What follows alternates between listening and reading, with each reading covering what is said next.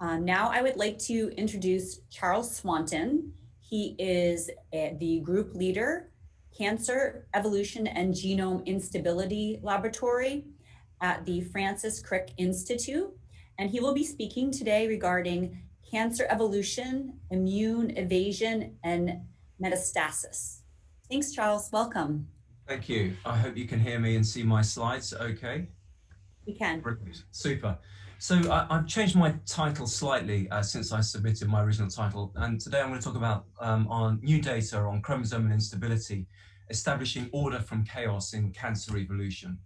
So here are my disclosures. The most relevant disclosure is the one in red. I work with Achilles Therapeutics, which is a T-cell therapy company that I'll discuss a bit at the end.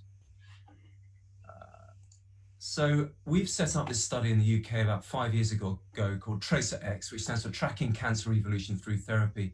The aim of this study in non-small cell lung cancer is to recruit 840 patients with early stage disease and follow them from diagnosis through to death or cure. And we subject their primary tumors that haven't been subjected to any chemotherapy or immunotherapy following surgery to multi-region sequencing to try to establish the clonal phylogenies of each tumor on a case-by-case basis and understand through multi-region sampling the origins of the metastatic subclone that ultimately leads to death in some patients. We rebiopsy disease at recurrence, and for some patients, they go on to this autopsy program that my colleague, Dr. Jamal Hanjani, has been leading very effectively in the UK. So the idea is that through extensive tumor sampling, we can help distinguish the metastatic competent clone from the incompetent subclone in the tumor that will ultimately help us to address some of the main clinical endpoints of the study. Firstly, what is the relationship between cancer diversity, genomic diversity, and clinical outcome? Are there evolutionary rule books that can be predicted during cancer evolution? And can we start to time the sequence of events during tumor evolution to establish how these might impact upon the origin of a lethal or lethal metastatic subclones, plural, in their initiation of tumor metastasis and ultimately death, because as you know, we can't cure metastatic disease in the vast majority of cases. And today I'll also talk a little bit about mechanisms of branch evolution and how chromosomal instability impacts upon immune escape and escape from a predatory immune system. So first of all, just briefly, I want to allude to microevolution in lung cancer. That is slow incremental steps in evolution brought about by sequence-specific changes in the DNA brought about by tobacco carcinogens, C to A mutations from tobacco exposure, and C to T mutations in the context of this cytidine deaminase, ApoBec, and spontaneous deamination of methylated cytosines through the so-called aging mutational signatures. So when we looked at this in the context of the first 100 prospectively recruited patients with early stage non-small cell lung cancer, bear in mind none of these patients have received any cytotoxic chemotherapy or immunotherapy. What we see when we look at the truncal mutations, so these are the mutations encoded in every tumor cell, in every tumor region that we sequence, these are dominated by the smoking signature, the C to A tobacco carcinogen signature. And the number of PAC years that patients been exposed to in lung adenocarcinomas correlates with the number of C to A mutations in the trunk of the tumor's evolutionary tree. Now, if we look at the branch mutations, so these signify the ongoing mutations in tumorigenesis that are present at diagnosis when we review these patients in the clinic, the tobacco signature is no longer significant. And now we see the ApoBec cytidine deaminase signature and the mitotic clock signature as the dominant mutational processes occurring during evolution at presentation in the clinic. And of course, in the context of precision medicine, this creates, we think, major complexity to offering a sort of a tumor genome-directed approach to patients with non-small cell lung cancer, simply because of the panoply of different driver mutations and probably chromosomal rearrangements, and the different genomic instability processes that underpin them, shown here in different colors, where we have distinct mutational processes in the trunks and the branches occurring during tumor evolution, and each phylogenetic tree is distinct. So in order to address our first question, what is the relationship between cancer diversity, genomic diversity, and outcome? we were disappointed to see that these microevolutionary processes, that is, these single point mutations, the diversity of these point mutations across subclones and across regions of the tumor did not have a significant association with outcome.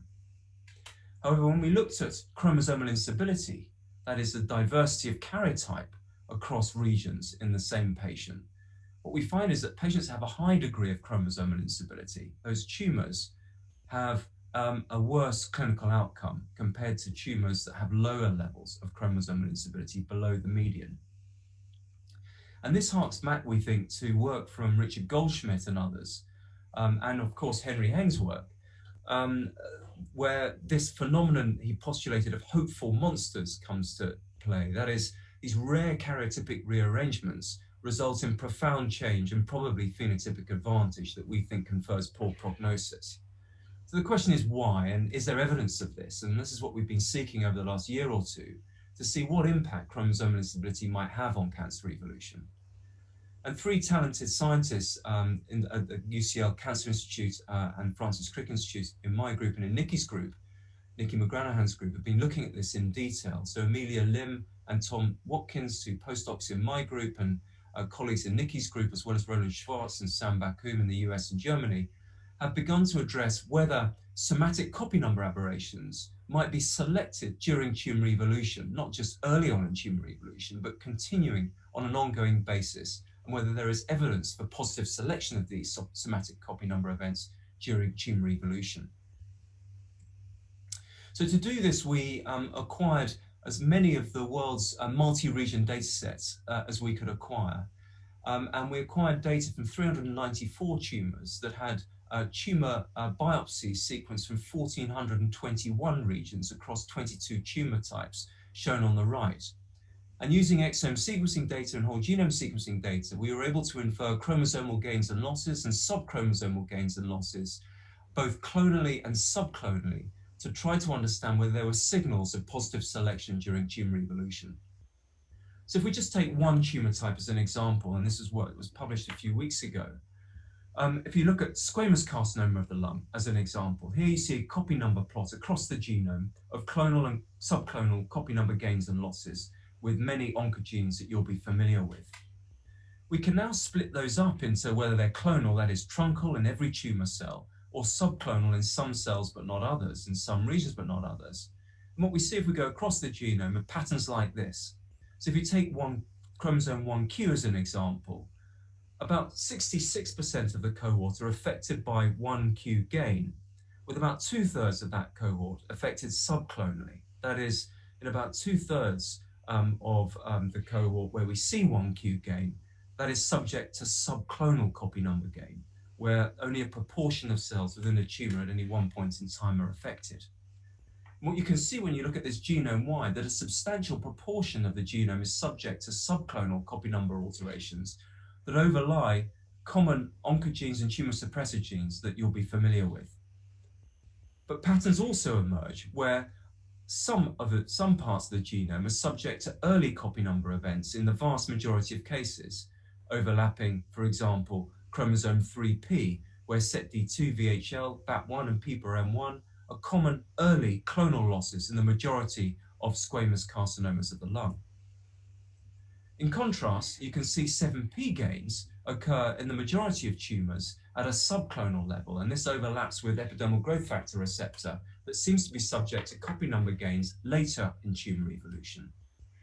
And in our pan-cancer analysis, we're now beginning to see order emerge from this complexity in genomic chaos, where we see tumor suppressors lost early, such as SETD2 on chromosome 3p, TP53 on chromosome 17p, and CDKN2A on chromosome 9p. And then oncogenes being gained later on in tumor evolution across tumor types, including in the cyclins such as cyclin E1 and cyclin D2, as well as HER2, the HER2 oncogene, and AKT1 and MYC. So we think this is beginning to provide some early evidence of ongoing positive selection of key oncogenic copy number events later in tumor evolution. And we're beginning to see patterns emerge across tumor types. So if you look, for example, at 9p24 encoding CDKN2A, This is an early event in 7 of 13 tumor types studied. 3p24 to p12.3 is an early event in 8 of 13 tumor types studied, incorporating loss of SETD2, BAP1, and PBRM1. As I mentioned, 17p13.3 loss encompassing TP53 is an early event in the majority of tumor types studied.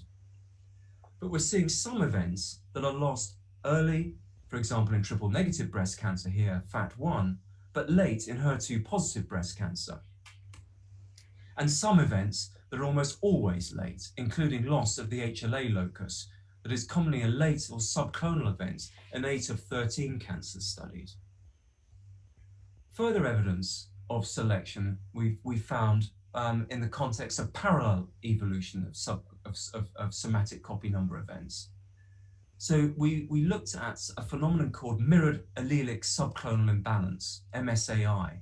This refers to where we see the maternal and paternal haplotypes amplified in distinct subclones during tumor evolution, where we might find, for instance, HER2 copy number gain from the paternal allele in one region of the tumor, but from the maternal allele in another region of the tumor. And intriguingly, we see a lot of evidence for parallel evolution of subclonal copy number events during tumor evolution, encompassing many familiar oncogenes as well as tumor suppressor genes, shown here.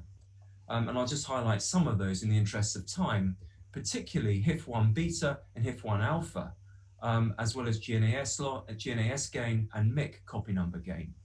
Here we can see the frequent copy number gain of HIF1 beta and HIF1 alpha loss occurring in parallel across different regions of the same tumor.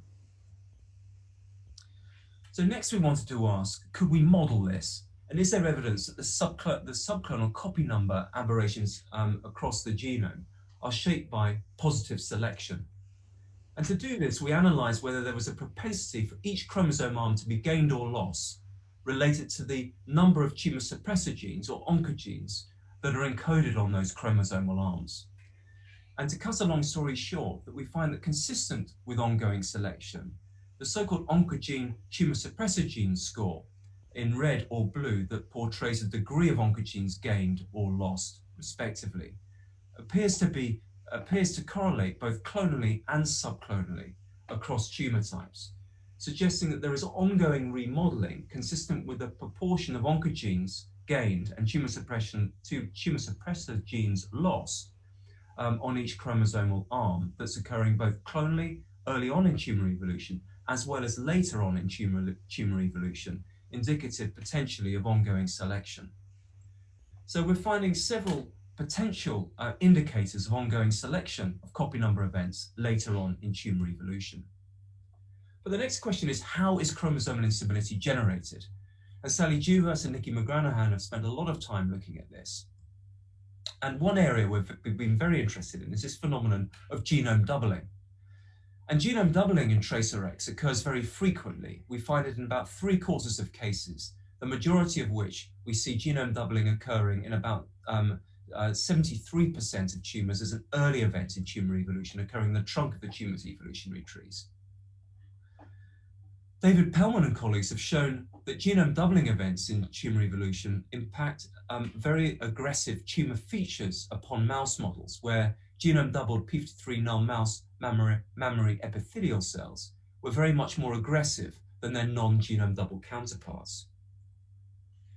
We find when we model genome doubling in vitro that genome doubling events in vitro result in accelerated chromosomal instability in the tetraploid genome double clones shown in red here over 18 months in culture, compared to their diploid parental counterparts shown in blue, which remain robustly genomically stable throughout the 18-month course of the experiment.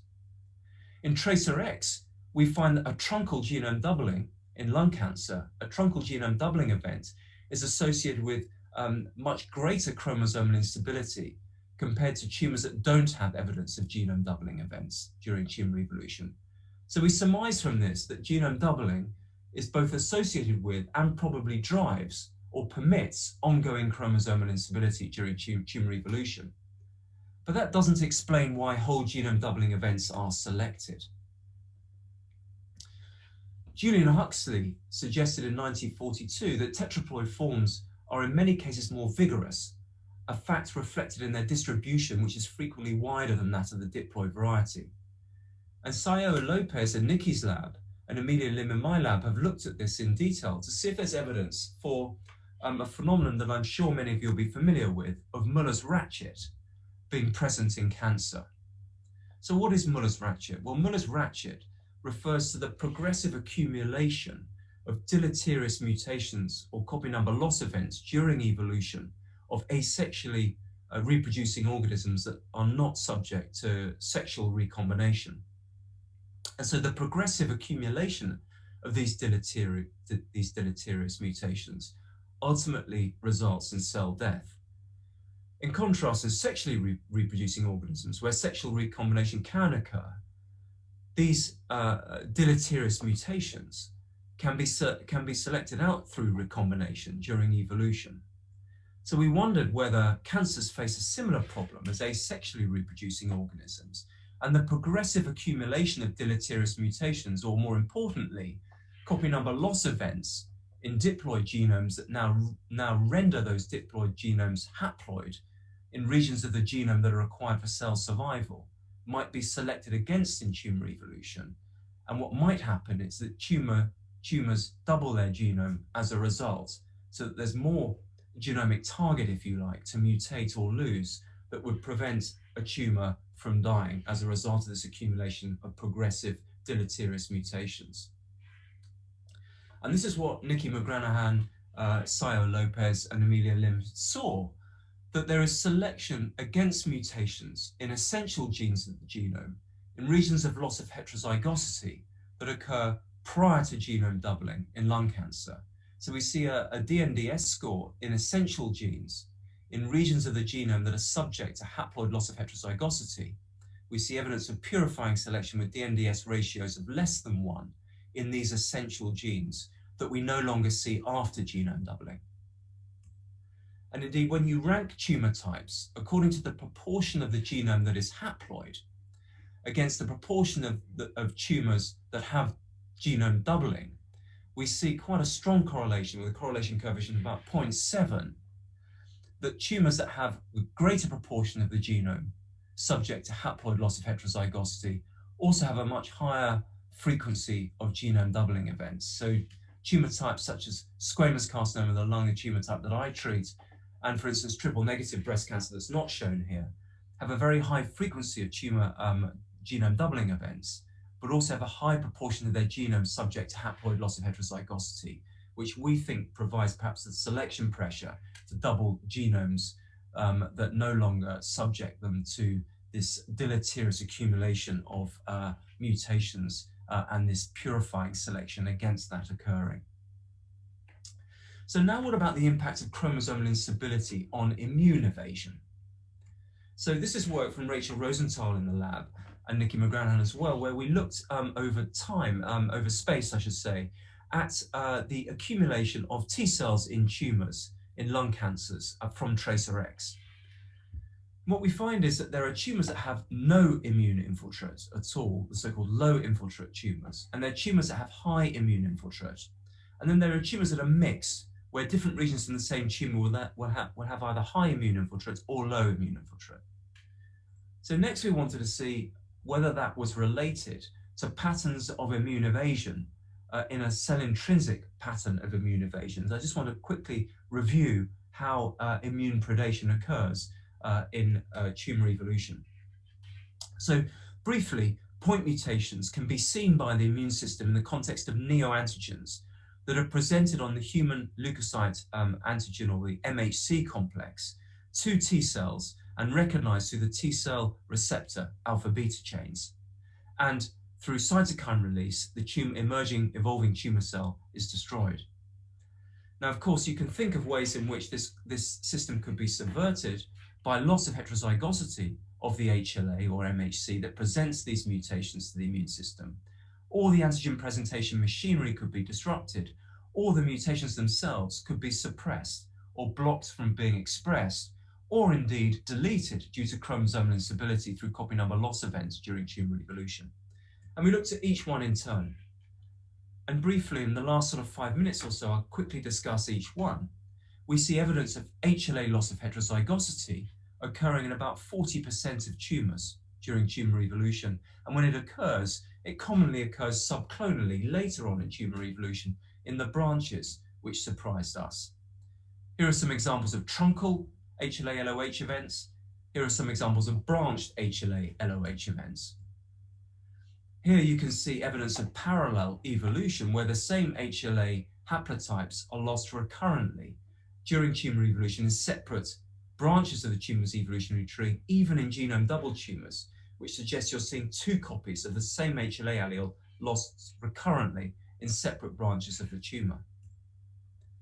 We find that when a subclone has lost HLA, that's associated with an increased proportion, increased number, I should say, of non-synonymous coding mutations in the distal subclones following that HLA loss event that we don't see in subclones that haven't lost HLA, suggesting that loss of HLA is now permissive for ongoing evolution of subclones encoding mutations that are no longer recognized by the immune system. We find that these HLA loss events are enriched in immune hot tumors, that is, tumors that seem to be under immune predation by T cells in that immune hot local tumor microenvironment. And we also find a trend towards HLA-LOH events occurring during the primary to metastatic transition. So we think that chromosomal instability is an important event to allow HLA loss to occur and ultimately permit, we think, brain metastatic disease in patients with non-small cell lung cancer. I won't show you the data, but we published this last year that we also see disruption to the antigen presentation machinery in about 30 to 40% of tumors occurring in a mutually exclusive fashion with HLA-LOH events occurring in immune hot tumors. So this has got us thinking about how we're going to cope with this inexorable increase in diversity. We're very good in cancer, the community, I should say, is very good in cancer medicine at targeting single point mutational drivers. But unfortunately, that's only applicable to about 20% of patients with lung cancer, and resistance almost always occurs, and we very rarely cure any patient with this type of approach. Instead, we think we have to target multiple truncal alterations. But how are we going to do that? What we find in lung cancer is that due to the smoking and tobacco environment and the tobacco carcinogens, there are a considerable number of trunk coding mutations, truncal mutations, that are present in every tumor, about 5 times more than in a never smoker. And of course, that provides an opportunity for the immune system to target these tumors because there are 5 times more of these so-called neoantigens that might be recognized by the immune system. So the question is, are these truncal mutations important? We find in the context of anti-PD-1 therapy, they do seem to be. So this is checkpoint inhibitor therapy that reawakens the immune system to recognize the cancer cell.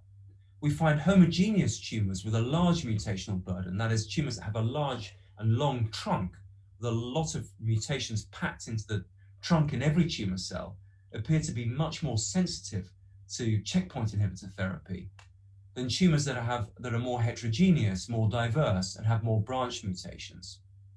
We've done a meta-analysis now across 1,000 tumors. This is Kevin Litchfield's work. He's recently set up his own group that's in revision. He's shown that it's the truncal mutations that seem to ultimately guide immune sensitivity and not the branch mutational burden. So tumors with a high truncal burden of mutations appear to be more sensitive to anti-CTLA-4 and anti-PD-1 therapies than tumors with a large branch mutational burden. So we seem to think that we want to target the truncal mutations to ultimately affect improvements in overall survival and the holy grail of, we hope, curing one day a patient with metastatic disease. And recently, this is where my conflict of interest comes in, we published data to show that using multi-region sequencing analysis, we can predict T cells that might be present in the local immune microenvironment that specifically recognize truncal mutations. And using approaches like this, where we use tetramer-based analyses, we can extract T cells from the tumor that specifically recognize these truncal mutations that we hope ultimately to use to prevent resistance from occurring, and extract multiple T cells that recognize multiple truncal mutations, grow them up ex vivo in the lab, and give them back to the patient, we hope in overwhelming numbers, that might affect improvements in the context of response rates, and ultimately we hope improvements in overall survival to patients with lung cancer and melanoma with a high truncal mutational burden. Again, please bear in mind my conflict of interest with this company that we spun out. So last but not least, I just quickly want to focus on how chromosomal instability might subvert this problem of immune predation. And that relates to what's happening in immune cold tumors, something that we think is analogous to a fossil record, if you like.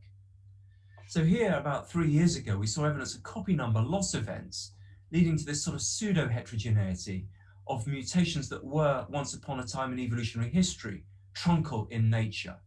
And we wondered at the time whether that might be a mechanism of immune evasion by tumors essentially using chromosomal instability. It sounds a bit anthropomorphic, forgive me, but using chromosomal instability as a mechanism to lose clonal neoantigens and evade immune predation from T cells in the immune microenvironment.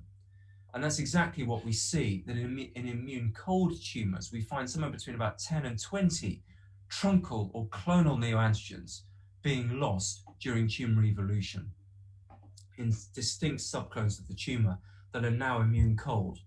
And we wonder whether there were, in evolutionary history, clonal neoantigens there, we're almost certain that there were, that were perhaps alerting the tumor to the immune system, forcing the selection pressure for a selection of subclones with copy number loss events to evade predation from T cells in the immune microenvironment. So we see evidence of all three mechanisms, cell-intrinsic immune evasion during tumor evolution, at least, well, actually, in fact, I go so far as to say all of which are pertinent to chromosomal instability as an underlying process. So I'd like to summarize by saying that Tracerx is beginning to highlight the complexity of tumor evolution over space and time, with a high clonal neoantigen burden in smokers, early onset chromosomal instability that drives HLA-LOH, and ultimately antigen presentation dysfunction through copy number loss events, as well as HLA-LOH and clonal neoantigen loss, and ongoing evolution brought about by chromosomal instability through parallel evolution of copy number gains in amplification events during tumor evolution as well. And I'd like to thank all the people that have made this possible. I've tried to name as many of them as possible during my talk, and my funders, Tracerx, the team, the lab, and the broader community that have helped make Tracerx possible. Thank you very much indeed. Tremendous talk. Thank you so much, Charles, as usual, for giving a talk rich with knowledge. It's really vital to understanding the evolution of cancer. Really appreciate it. I have a couple of questions on the panel for you here. One is just a quick question on whether there's a good correlation between karyotype dynamics, by which I interpret to mean what you actually see in karyotype differences, and overall levels of CNA changes when you look at. Broadly speaking, we do see quite a close relationship, but we do still see some tumors that are relatively chromosomally stable despite being chromosomally complex. And that's something that we hopefully will have the power to address in the next sort of 400 patients that we're looking at now in Tracerx. So to really get to the heart of that question, is it state that matters or is it rate of change that matters? And that's a critical question we hope to address. We think it's rate, but we haven't proven that yet. Absolutely, sounds really interesting. Okay, another comment, just to comment on the usage of cfDNA methylation for cancer screening and determination of tissue origin. So we haven't got any evidence of that. You'll be aware that a company called Grail, that I also consult for on the advisory board, has got a very major effort in the methylation space, but we have not applied that to Tracerx, I'm afraid. One more question, can benign tumors be used to see what kind of levels of CNVs or chromosomal arrangements are without advancing to malignancy? Yes, good question. So in the context of lung cancer, the closest we've got to address that is through a collaboration with a professor at UCL called Sam James, who works in the pre-invasive space. And we see these clonal copy number events occurring very early on in tumor evolution, even in pre-invasive squamous carcinoma of the lung, before it's taken the first evolutionary step into that invasive tumor. So yes, these events, these clonal events occur very early, and indeed, so does genome doubling. So genome doubling probably is a pre-invasive event in tumor evolution. Okay, great.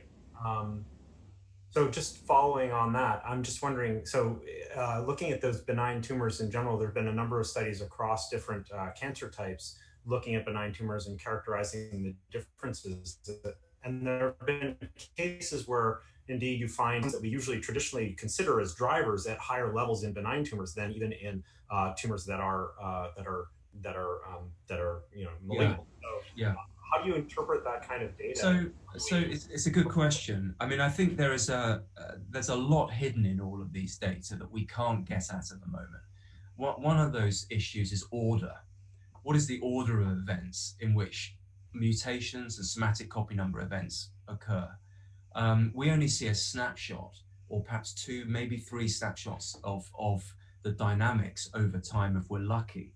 But it may well be the order in which these genomic events occurs is critical to guide tumors down distinct paths. So one could imagine, let's say you've got two events and they occur in a different order. One set of orders could trigger, an evolutionary cul-de-sac, whereas another could trigger a progressive tumor. And so it's almost by studying the cul-de-sacs as much as the progressive tumors that we think is going to be so important in Tracerx. So we're as interested in the tumors that don't relapse as we are as the tumors that do, to try to get to the heart of what that order might be. Secondly, I would also say that actually these large-scale karyotypic rearrangements overall are less common in benign tissue than in invasive tumors, whereas you'll be familiar with the Sanger data and data from others that shows that driver mutations are very common in normal tissue. So if you take things like extrachromosomal DNA, this seems to be something that occurs very commonly in tumors, particularly squamous carcinoma of the lung and esophageal cancer and others, but is much less common in normal tissue. So we do think that chromosome instability is sort of a vital key distinguishing factor between cancer and normal tissue. Fantastic.